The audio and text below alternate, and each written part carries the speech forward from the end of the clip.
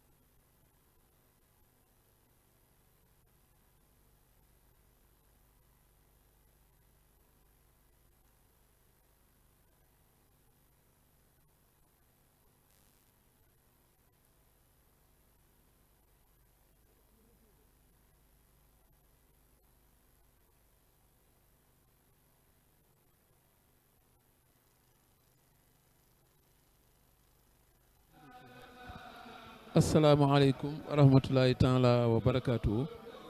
kon ñi ngi sant bu baax bi ñu yàlla dimbalee ñu fekkewaat bis bi ñaar fukki fan ak ñett ci weeru koor njàng mi àgg na sëriñ bi ñaanal na mbokkam yu tedd yi ñaanal ñu fi teewoon ñëpp di fas yéene delluwaat suba nag di ñaar fukki fan ak ñeent ci weeru koor incha allah daara Hizbut Tarqiyyah bu Tëngéej Rufisque ñoom ñoo aya njàng mi suba ci njiital sëriñ Cheikh Samb su ko defee ñi nga xam ne ñoo war a gàttandu sëriñ bi war ko gunge mooy kuréel 3A bu Dakar. Donc la déclamation vient de se terminer et le programme de demain, nous vous l'annonçons, c'est le groupe des chanteurs des Hizbut Tarqiyyah de Rufisque sous la direction de Serigne Cheikh Samb qui sera à l'honneur et qui va déclamer dans la salle devant le khalife. Et c'est le kuréel 3A de la daara Hizbut Tarqiyyah de Dakar qui aura la charge d'accueillir et de raccompagner le khalife. Alors, en ce qui concerne les relations que nous faisions, aujourd'hui, nous abordons une nouvelle thématique. Il s'agit de Kun Katiman. C'est une autre œuvre de Cheikh Khadim, très connue, qui s'est fait un nom. Nous allons voir pourquoi. Figurez-vous, Kun Katiman donc, est un poème très connu en milieu mouride. Et on le présente souvent comme un poème qui est celui à qui on fait apprendre celui qui s'est engagé dans la quête de la recherche dans la quête du savoir. Et dans les centres d'éducation religieuse, le plus souvent, c'est le premier poème qu'on apprend pour préparer celui qui s'est engagé dans cette voie fabuleuse de la recherche des sciences religieuses. Et on devinera pourquoi on le classe, on le spécialise dans ce domaine. Le contenu va nous le montrer. Alors, il faut dire que c'est un poème qui n'est pas très long, 8 vers, et qui sont écrits dans la métrique Kamil, comme Ya Jumlatan, comme Rabbi Karimoun. C'est également un poème qui n'a pas de titre propre, c'est l'incipit qui joue ce rôle. Et puisqu'on dit Kun Katiman Lidru al-Boussa, le premier terme Kun Katiman, c'est par ce nom, par cette expression qu'on a désigné le poème. C'est un poème également qui est rimé. Et tous les vers, 8 vers, se terminent par le son mou, la lettre mime flanquée de la voyelle ou. Donc, tous les 8 vers se terminent par mou. Voilà donc pour ce qui est de la caractéristique générale de ce poème. Et on a tendance à le présenter comme le code de conduite de l'apprenant. Le code de conduite de l'apprenant, c'est ainsi qu'on présente le poème. Mais il faut dire que la tendance générale, c'est que on a l'habitude de voir que le cheikh ratisse large, même si dans le ciblage, c'est un poème qui est destiné à un apprenant, quel qu'il soit, mais on a l'habitude de voir le cheikh, n'est-ce pas, prendre cela comme un prétexte de départ. Mais la suite du poème va nous montrer que le ciblage ratisse large et c'est un poème qui reste valable pour un apprenant, mais également pour quelqu'un d'autre qui n'est pas un apprenant. Donc le cheikh, d'une pierre, fait autant de coups voulus. Nous sommes habitués à cette manière, n'est-ce pas, de traiter. Ce serait donc très réducteur de penser que c'est un ouvrage spécialisé pour les apprenants, mais c'est un ouvrage qui peut être valable pour un apprenant, pour une personne bien âgée. On se rappelle dans le viatique des adolescents au vers 10, on dit que le viatique des adolescents, le ciblage, c'est les adolescents, mais à un moment donné, le cheikh prit 10 ans, que dit-il que cette diversification soit le bonheur des adolescents, des vieillards et des femmes. Donc vous voyez, on a déjà quitté le domaine des adolescents. Donc c'est une pratique de départ simplement, c'est un ciblage de départ, mais le Cheikh ratisse large, l'ouvrage peut être utile pour tout le monde. Donc pour revenir à Kun Katiman, le premier vers Kun Katiman, porte avec courage ton fardeau de peine et de souffrance, tu atteindras ton but avec tes semblables, ô toi l'apprenant. Ce premier vers est déroutant parce qu'on s'attendait à avoir un vers qui donne déjà des orientations ou bien des conseils sur le plan pédagogique, mais il n'en est rien. Nous verrons que le chef commence par se préoccuper de ce qui vient avant cela. C'est un bon pédagogue, un conducteur d'âme, et il sait que l'environnement psychique, l'environnement physique, l'environnement physiologique de l'apprenant est très déterminant. C'est pourquoi il l'invite à être endurant, à être stoïque, à être quelqu'un qui psychologiquement tient le coup. Et cela est un bon adjuvant quand on veut s'engager dans la quête du savoir, quand on est endurant, mais c'est une chose qui aide dans cette quête du savoir. Donc ça, c'est le sens du premier vers. Le vers 2 va dans le même sens. Là, tout évite de te lamenter. Sois patient, sois endurant, au point que les gens aient l'impression que tu ne manques de rien. Vous voyez donc, le Cheikh prépare le terrain, n'est-ce pas, qui doit accueillir cette richesse fabuleuse que constitue le savoir. Et le passage est doublement suggestif. Il est suggestif parce qu'il nous suggère l'endurance que l'élève doit faire et qui n'est pas négociable. Il nous suggère aussi que le savoir est une terre rare, mais est une chose rare qui mérite qu'on fasse tous les sacrifices ainsi dessus énumérés, n'est-ce pas, pour l'avoir. Et en toile de fond, on voit que c'est le savoir au final qui est magnifié. C'est le savoir qui est considéré à un niveau tel que, mais tout ce qu'on y endure, eh bien, vaut le coup. Le vers 3 vient. Le savoir n'est pas donné à celui qui craint la faim. Cependant, notre Seigneur pourvoit tout disciple endurant. La nature donc des sacrifices à faire apparaît en toute clarté. C'est d'abord la faim qu'il faut endurer. Loin d'être une torture, la faim est ici un adjuvant. Mais c'est une expérience pédagogique capitalisée et qui porte ses fruits pour toutes les classes d'âge. On se rappelle que le ramadan, mais c'est une manière d'apprendre aux gens à supporter la faim. Et parce que la faim, en la supportant, a créé chez nous la crainte révérentielle. Au vers 80 de Ilham al-Hudud, le Cheikh dit, lorsque ton âme charnelle refuse de rebrousser chemin, combat-la alors par la faim. Donc la faim, au lieu d'être une torture, au contraire, est un adjuvant. Au vers 4, toi qui vas acquérir le savoir, attelle-toi à réviser régulièrement. Malheur à celui qui se lamente en tout lieu par crainte de la faim. C'est un conseil centré sur l'activité pédagogique. C'est là que cela apparaît. Donc vous voyez que l'activité pédagogique n'apparaît qu'au 4e vers. C'est au 4e vers qu'il commence, n'est-ce pas, à nous donner, n'est-ce pas, des conseils sur la manière de se comporter pédagogiquement. Et on va le voir tout de suite. Toi qui veux acquérir, n'est-ce pas, le savoir, attelle-toi à réviser régulièrement. Cela n'apparaît qu'au 4e vers. Les 3 premiers vers sont une préparation. Le 4e vers seul commence à parler d'aspect pédagogique purement et simplement, parce que ce qui est un préalable, c'est que le musulman, c'est que l'apprenant puisse être dans les dispositions physiques, psychiques pour pouvoir apprendre. Voilà donc ce qui explique pourquoi c'est au 4e vers seulement que le chef commence à parler de conseils au plan pédagogique. Et vous voyez donc que finalement, c'est pour lui montrer que c'est pour le préparer physiquement, psychiquement, en cas de situation exceptionnelle. Situation exceptionnelle de contrainte, de nourriture insuffisante, de fatigue physique ou bien de chaleur familiale en manque, qu'il sache que le jeu en vaut la chandelle. En ces situations, qu'il sache que le savoir qu'il brigue, n'est-ce pas, mérite toutes ces contraintes-là, mérite toutes ces contraintes, exige, n'est-ce pas, qu'on puisse se défaire ou bien abandonner toutes ces choses qui pouvaient être succulentes pour nous, mais au nom du savoir, évidemment, on doit pouvoir faire cela. Le jeu en vaut bien la chandelle. Et c'est une situation de contrainte qui peut survenir dans l'ordre normal des choses. Parce que l'exception, c'est que cette nourriture puisse être en manque. Mais la règle, c'est plus qu'il est. qu'elle puisse exister. Mais quand il y a une situation exceptionnelle où l'apprenant peut souffrir, mais qu'il sache que c'est le jeu qui en vaut la chandelle. C'est ce qu'il recherche qui a ce prix-là et qu'il faut payer. Le plus déroutant de tous est ce que, après ce 4e vers, il n'y a plus d'autres vers qui parlent de l'activité pédagogique. Cela veut dire que c'est le seul vers qui a été réservé à l'activité pédagogique. Finalement, c'est pour montrer que véritablement ce qui importe, ce sont les valeurs qu'il faut installer dans le cœur, dans l'esprit du musulman, dans l'esprit de celui qui veut s'engager dans la quête du savoir.